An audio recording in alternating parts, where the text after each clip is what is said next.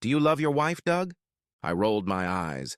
Did this short, balding, lazy-tongued asshole really think that appealing to my affection for my wife would convince me to buy his fucking insurance? Taking a big sip of bourbon, at least the asshole had the decency to order from the top shelf, I remembered my promise to my buddy Tony. He hounded me, telling me that I really need to talk to this guy. Tony wasn't the type to fall for such tricks, and neither was I. He insisted it was important. So here I was. I'd heard the bistro at this hotel was good. The free lunch was exactly what I expected. The conversation was cordial. Sports, the market, a few delicate steps around politics. As the waiter took the plates away, Dennis hit me with his pitch. Okay, I've decided I'm going with you for Tony's sake. Of course, I love my wife. No, Doug. I mean, do you love Susie? My attention has suddenly been sharpened. How do you know my wife's name? I didn't remember that tidbit coming up in our conversation. He placed the hotel key card, still in its wrapping, on the table. There was no emotion on his face. This is the key to the room where I'm going to fuck your wife tonight. What kind of shit are you trying to pull? I demanded. My face was on fire. Look, I appreciate the lunch, Dennis, but I think you're overstepping. He smirked. I bet she was hot as fireworks when she got you into bed the day before yesterday. My body twitched and stopped. How do you know about that? It was the best sex we'd had in years. She couldn't get me naked fast enough. Was she wearing that thong from Yvette? You know, the ones with the black lace and the matching print? Oh my God, I whispered. She showed them to me the day before yesterday, Dennis said. She was going to go upstairs, but I made her wait until tonight. She must have gotten turned on. No. I bet you thought she was making up for the fight you had on Monday. You know, the one where you said you had to work late. I don't think you knew she smelled perfume when you got home. Even more so, she resented you saying she was just being bitchy that time of the month. My heart dropped. That bastard was spending time with Susie. A lot of time. She told him all about us. How could she fall in love with such a short, balding old fart? She warned you why she'd be busy tonight, didn't she? Business dinner, residential neighborhoods, with 2 new clients. That's what she said. That's why she arranged a babysitter when she found out I was working late. Shit. Shit. Shit. Shit. Maybe I could stop it right now. I was bigger and younger than him. I could lure him into the garage and beat the shit out of him. As I assessed him, I noticed his stocky build. Muscles bulged out of the sleeves of his Hawaiian shirt. No, that's not gonna work. Could I interrupt Susie, beg her not to go out with him? Will she stop if I threaten divorce? She'll get the kids and half of everything I had. After we break up, she can have him in our bed anytime she wants.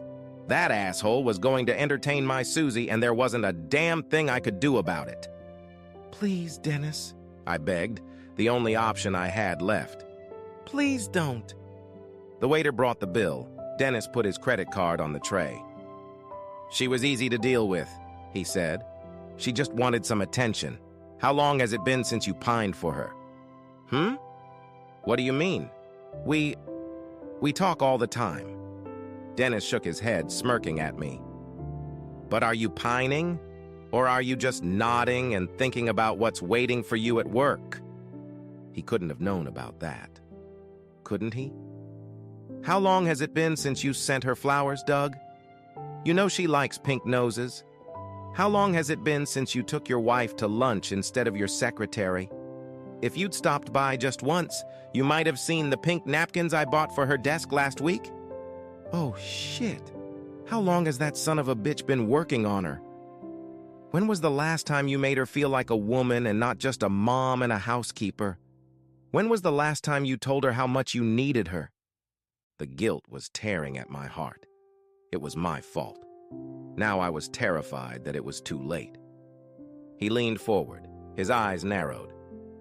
Once I get my hands on your sweet Susie, she'll never be yours again. Every time she has sex with you, she'll remember me. What do you want? Anything. I'll give you anything, just, Just please don't do this."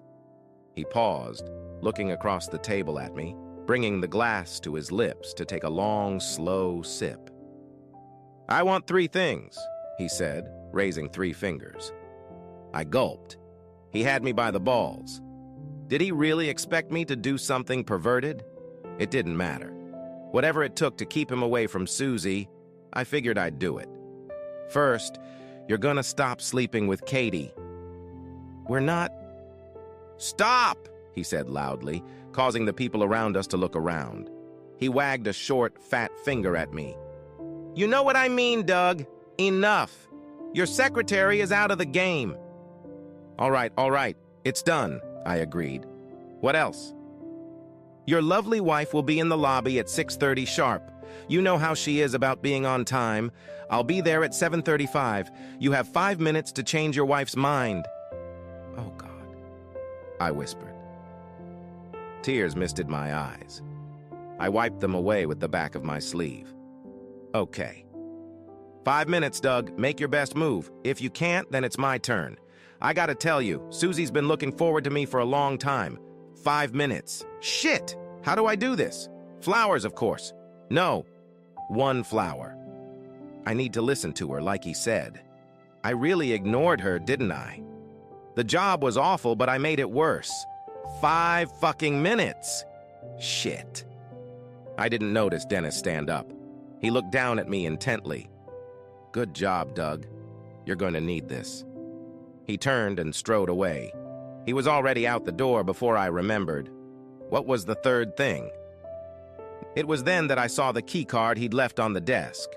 The room number was listed on the packet. I smiled. Dennis.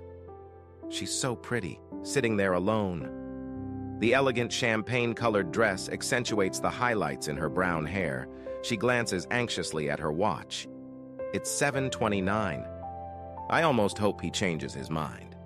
Few things are more satisfying than taking a woman like her away from one of those stupid, self-centered jerks who gave up on his neglected wife. Wait a minute. Here he comes. He looks gorgeous in that suit. There's a rose. Just one.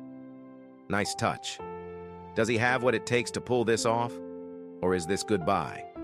After doing this so many times, I'm never really sure how it will turn out. She sees him. Concerned eyes quickly scour the room. Well, where am I? Her terror is painful to watch. Even from my hiding place at the bar, I can see tears glistening in her eyes. She's been caught.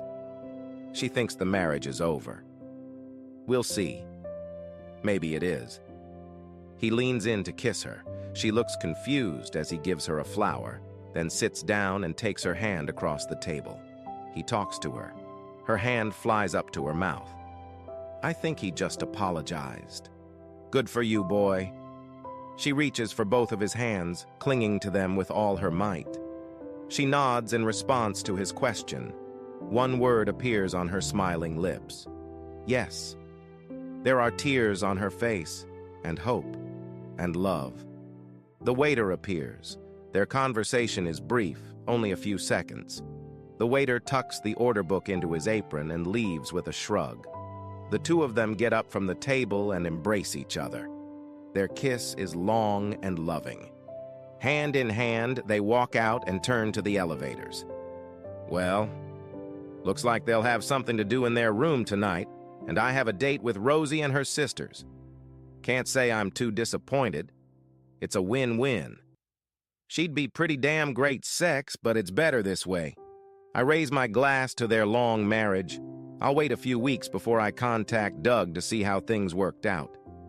The next time I return to my joke to ask him if he loves his wife, his answer will be very different. He'll be grateful. He'll happily sign up for insurance. I bet he chooses his behavior for life. As usual, he'll get a discount if he agrees to give me a personal referral, just like his friend Tony did.